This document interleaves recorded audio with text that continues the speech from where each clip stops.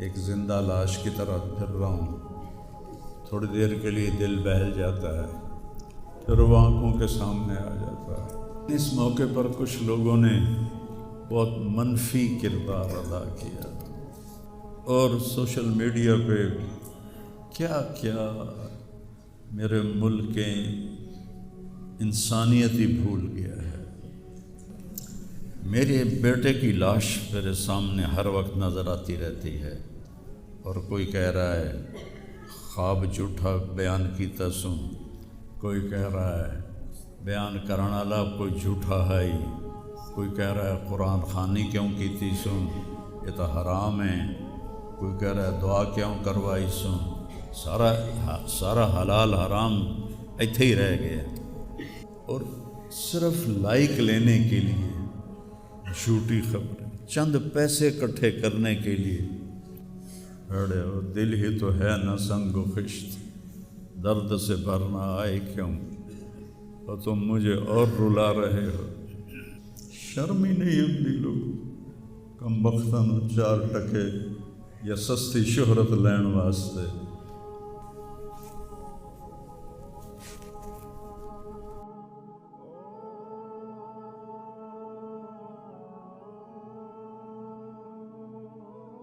شکر ہے بہت لوگوں نے تعزیت کی، لیکن اس موقع پر کچھ لوگوں نے بہت منفی کردار ادا کیا۔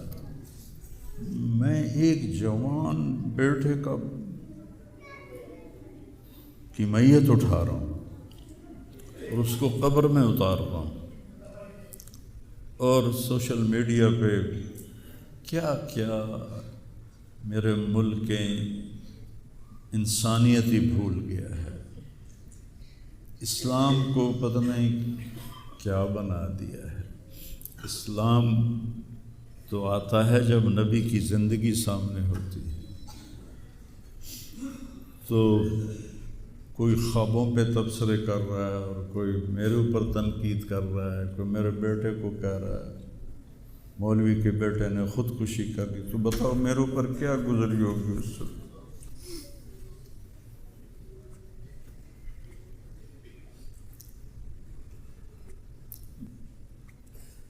حضرت عمرو بن ابسہ سے پوچھا یا رسول اللہ، سب سے اعلیٰ درجے کا اسلام کیا ہے؟ ایک گل غور نال سنیں، سب سے اعلیٰ درجے کا اسلام کیا ہے؟ آپ نے فرمایا من سلم المسلمون من لسانہ و یدہ، جو کسی کو اپنی زبان اور ہاتھ سے تکلیف نہ پہنچائے وہ سب سے اعلیٰ درجے کا مسلمان۔ اب یہاں حال یہ ہے کہ دنیا دار ہوں، دیندار ہوں، علماء ہوں، ان کی زبانوں سے الفاظ نہیں نکلتے، ان کی زبانوں سے آگ نکلتی ہے، ان کی زبانیں آگ برساتی ہیں۔ تو جب زبان آگ برسائے گی تو دل نفرت سے بھرا ہوگا۔ لیکن میں نے کہا یا اللہ، میں نے تجھ سے وعدہ کیا تھا کہ میں اپنی وجہ سے کبھی کسی سے نفرت نہیں کروں گا، کسی سے بغض نہیں رکھوں گا، کسی سے قطع تعلق نہیں کروں گا۔ آج مجھے یہ وعدہ پورا کرنے میں زور لگانا پڑ رہا ہے کہ ایک طرف مجھے اپنے بیٹے کی لاش نظر آتی ہے، تو ایک طرف ان نادانوں کے تبصرے نظر آتے ہیں۔ میں کسی کا نام نہیں لیتا، بھرا پڑا سوشل میڈیا، اور اتنی جھوٹی خبریں، اتنی جھوٹی خبریں، اتنی جھوٹ، زخم پہ مرہم لگاتے ہیں یا نمک چھڑکتے ہیں، اور وہ اسلام سمجھ کے کر رہے ہیں۔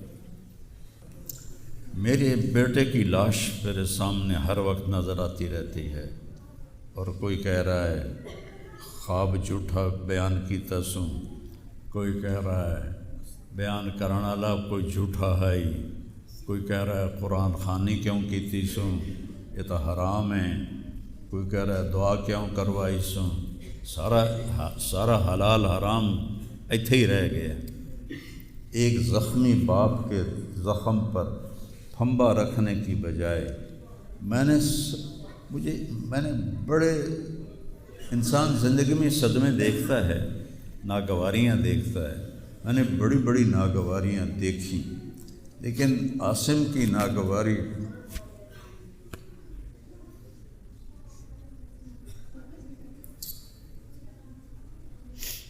عاصم لا انساک ما ذر شارق وما ناہ عمر الحمام المطوقہ عاصم قلبی کل یوم ولیلۃ الیک بما تخفی النفوس معلقہ۔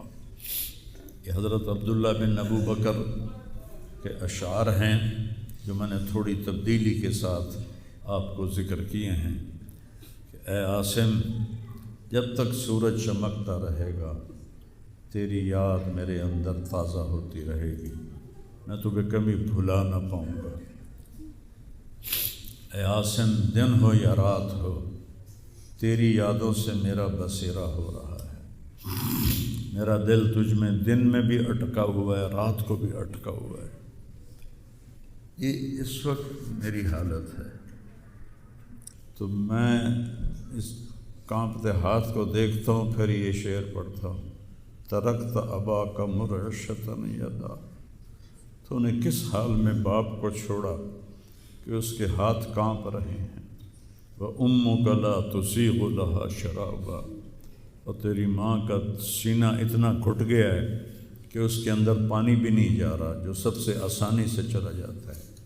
یہ کیفیت ہو ماں باپ کی، اور کوئی مولانا اٹھ کے تبصرے کر رہا ہو، کوئی مفکر اٹھ کے تبصرے کر رہا ہو، بتاؤ میرے اوپر کیا گزری ہو۔ اس لیے میرے نبی نے فرمایا کہ زبان کو روکنا ساری شریعت کا خلاصہ ہے۔ دین بیان کرتے ہوئے جن کی زبانیں زہر بن جائیں اور شعلے برسائیں، ان کو بھگتنا پڑے گا آخرت میں۔ میں نے اپنا حصہ معاف کر دیا، میں کہ یا اللہ میں نہیں چاہتا میری توبہ کہ میری وجہ سے تیرے محبوب کے کسی امتی پر کوئی تکلیف آئے، میں نے سب معاف کر دیا۔ لیکن اللہ کا نظام تو چلتا ہے، اور صرف لائک لینے کے لیے جھوٹی خبریں، چند پیسے اکٹھے کرنے کے لیے، وہ یہ نہیں جانتے کہ ایک باپ کا زخمی جگر اور کتنے زخم گہرے ہو جائیں گے تمہارے چند پیسوں کے لالچ، اور کرنے کو کوئی باتیں ہیں نہیں، اور جو اس قسم کی واہیات بولتا ہے اس کو لوگ سنتے بہت، کوئی مثبت بات کرتا ہے تو اس کو سنتا کوئی نہیں۔ میں نے اپنا دکھ آپ کے ساتھ شیئر کیا ہے، اور آپ کو نصیحت کرتا ہوں اپنی زبان کی حفاظت کریں۔ میرے نبی نے کبھی منبر پہ کھڑے ہو کر کسی کو برا بھلا نہیں کہا، عبداللہ بن ابی کو بھی برا بھلا نہیں کہا، مجلس میں بیٹھ کر کسی کو برا نہیں کہا، اور تو یہ کرتا ہے، مرتے دم تک آپ نے یہ کسی کو نہیں کہا۔ کسی کی کمی بھی دیکھی تو نظریں جھکا لی، اس کی کمی کو اچھالا نہیں۔ ہمارے ہاں، ہمارے خطیبوں کے ہاں یہ دین بن چکا ہے کہ ان کے سامنے میرے نبی کی سیرت نہیں ہے، تو میں آپ کے سامنے ہاتھ جوڑتا ہوں، ویسے بھی کسی کو اپنی زبان سے دکھ نہ دیا کرو۔ چہ جائے کہ ایک جوان بیٹے کی موت کا غم لیے ایک زندہ لاش پھر رہی ہو، اور اس کو پتھر مارے جائیں، اور اس پر اپنے غصے کو نکالا جائے۔ بڑے دکھ کی بات ہے بھائی، بڑے درد کی بات۔ یہ ہماری قوم کی گراوٹ کی انتہا ہے، گراوٹ کی میں تو اس وقت پاگل تھا، جہاں سے مجھے کسی نے جھوٹا خواب بھی سنایا تو میں نے تسلی لی کہ شکر ہے میرا بیٹا، جوان بیٹے کو اللہ نہ تنوں اٹھاون دے ویلا وکھاوے، اللہ تنوں اٹھاون دا ویلا نہ وکھاوے۔ تو جو تار سے نکلی ہے وہ تم سب نے سنی ہے، جو ساز پہ بیت گزری ہے وہ کس دل کو پتہ ہے۔ یہ تو وہی جانتا ہے جس پہ یہ صدمہ گزرتا ہے، وہی جانتا ہے جس کا جگر ٹوٹے ٹوٹے ہوتا ہے۔ اوروں کو کیا پتہ کہ اولاد، جوان اولاد کا، اور میرا بچہ یہ اتنا نیک تھا، کبھی غیبت نہیں کرتا تھا، کبھی غیبت نہیں کرتا، کسی سے نفرت نہیں کرتا تھا، کسی کی غیبت کرنے نہیں دیتا تھا، کسی کی برائی کرنے نہیں دیتا تھا۔ یعنی اس کی آپ بات سنو کہ یا اللہ جن جن لوگوں نے پاکستان کو لوٹا ہے اس میں جتنا میرا حصہ لوٹا ہے میں نے سب کو معاف کیا۔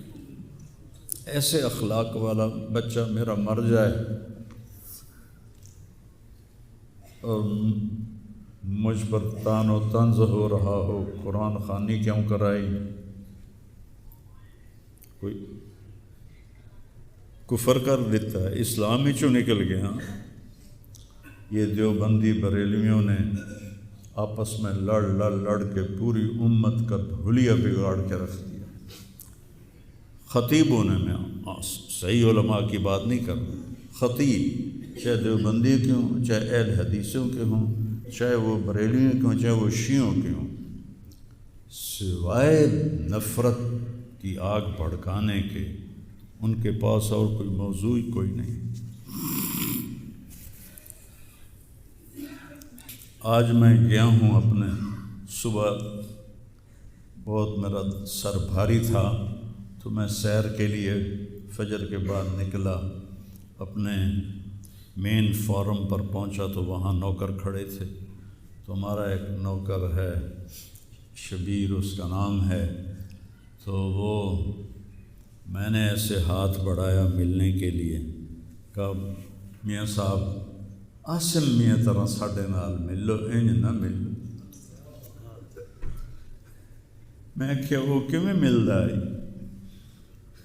ہمارے ہاں زمینداروں میں نوکر اور زمینداروں کا آپس میں بڑا فاصلہ ہوتا ہے، وہ جب ہمیں ملتے ہیں تو یوں جھک کے ملتے ہیں یا گوڈے پکڑتے ہیں اور اپنے آپ کو پیچھے ہٹا کے کھڑے ہوتے ہیں۔ تو وہ شبو نے کہا جی ہم میاں صاحب سے ملتے تھے ایسے ہی جویں ساڑھے نال مل دیں، تو وہ کہتے یار تم لوگوں کو تو ملنے کا طریقہ ہی نہیں آتا، ہاتھ کھولو۔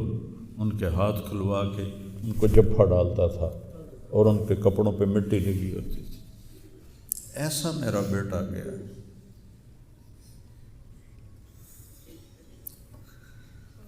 نوکر کے منہ سے نوالا نکال کے اپنے منہ میں ڈال کے کھا لیتا تھا۔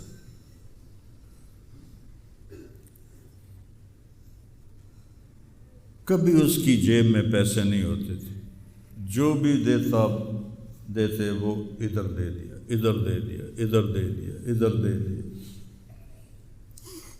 نئی گاڑی میں کوئی غریب آدمی کو بٹھاتا نہیں ہے، وہ نئی فارچونے میں وہ پاگل کو بٹھاتا تھا۔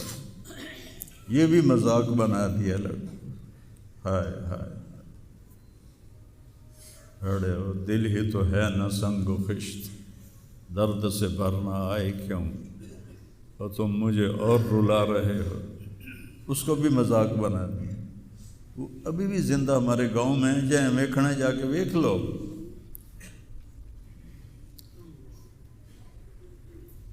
اور اس نے کہا کہ میرے رب نے میری بخشش کر دی اس ملنگ کی خدمت کی وجہ سے۔ کسی پاگل دے کپڑے وٹامنا، ناوامنا، وہ دے وال کٹامنا، وہ دے نو کٹامنا، ایک زمیندار دے بیٹے دا اے کوئی سوکھا کام، وہ دے ماں پیو نان کر دے۔ اتنا غریبوں سے اس کو پیار تھا، اور سخاوت کوٹ کوٹ کے بھری تھی، اور نوکروں کو بھی بھائی کہہ کر بلاتا تھا۔ ہم لوگ بلاتے ہیں اوئے ایدے آ، ہمارے جو ہم نے اپنے والدین کو دیکھا، چاچے تائے بابے دیکھا، اوئے برا، کہتا بھائی ادھر آئیے۔ یہ جا ہیرا بندے دا کھڑی جاوے تو دا کی حال اس